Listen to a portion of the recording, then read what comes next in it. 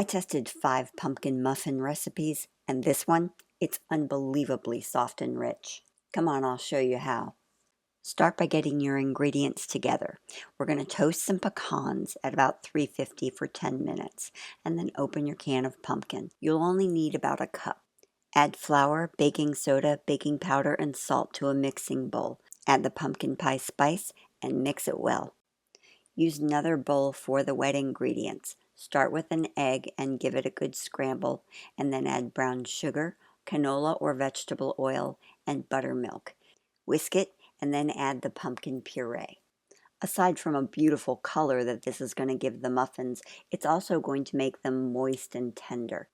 You're going to love the simplicity of this muffin recipe.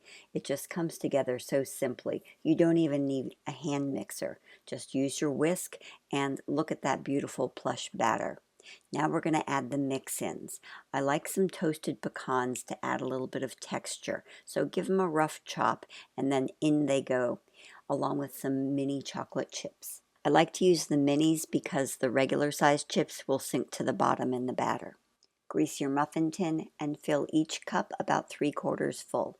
You bake it at 350 for 20 minutes, and this is what you get: a perfectly tender spiced muffin full of chocolate chips and perfect for fall. Like easy bakes like this? Hit that like button and subscribe so you don't miss the next one. Enjoy.